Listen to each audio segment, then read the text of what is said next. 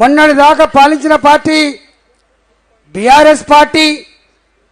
BRS party అధికారంలో ఉన్ననాడు 23% BC reservation పడిపోతే నిమ్మకు నీరెత్తినట్టుగా ఉంది తప్ప అయ్యో వాళ్ళకు రిజర్వేషన్లు కల్పించాలని చెప్పి నిజాయితీగా చిత్తశుద్ధిగా ఏ పని చేయాలో ఆ పని చేయక బీసీ ప్రజల కళ్ళల్లో మట్టి కొట్టిన పార్టీ కాబట్టి ఇవాళ మరొకసారి అబద్ధాలతో కాలం గడిపే ప్రయత్నం చేస్తున్న రేవంత్ రెడ్డి ఇప్పటికే ఓటమిని అంగీకరించిండు.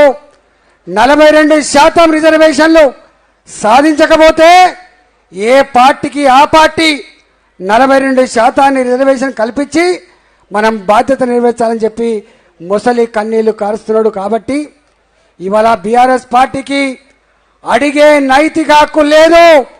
కానీ ఇవాళ రేవంత్ రెడ్డి సర్కార్ని గల్లా పట్టి అడగగలిగే సత్తా శక్తి భారతీయ జనతా పార్టీ మాత్రమే ఉంది. కాబట్టే ఇవాళ మనం ఈ ధర్నా కార్యక్రమం చేస్తా ఉన్నాం.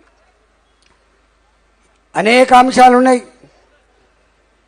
నేను 2023 ఎన్నికల ముందు ఇదే రేవంత్ రెడ్డి గారు రైతు డిక్లరేషన్, యువ పాలసీ, యువ డిక్లరేషన్, విద్యార్థుల పాలసీ, మహిళా డిక్లరేషన్, ఈ డిక్లరేషన్ల పేరిట 6 గ్యారంటీలు, 66 హామీలు, 400 పైచిలకు రకాల పనులు ప్రకటిస్తున్నప్పుడు ఆనాడు భారతీయ జనతా పార్టీ నాయకుడిగా నేను ఒక మాట అడిగిన, ఒక కొత్త ప్రాంతీయ పార్టీ పుట్టుకొస్తే వాళ్ళకు అవగాహన లేక హామీలు ఇచ్చేటువంటి కల్చర్ ఉండొచ్చు, గుట్టకైతే కడతా ఉన్నా పోతే గడ్డి పోసపోతుందని చెప్పేటువంటి భావన ఉండొచ్చు.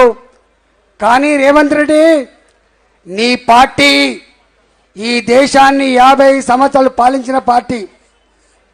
నీ పార్టీ రాష్ట్రంలో ఉమ్మడి రాష్ట్రంతో కలుపుకుంటే 45-50 సంవత్సరాలు పాలించిన పార్టీ.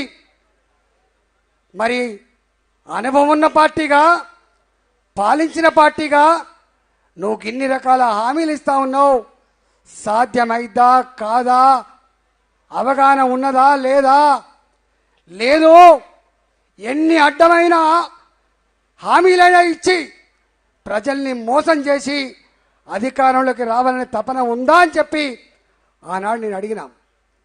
ఆయన దానికి సమాధానంగా కొంతమంది మిడిమిడి జ్ఞానం వాళ్ళు, అవగాహన లేని వాళ్ళు మాట్లాడుతున్నారు.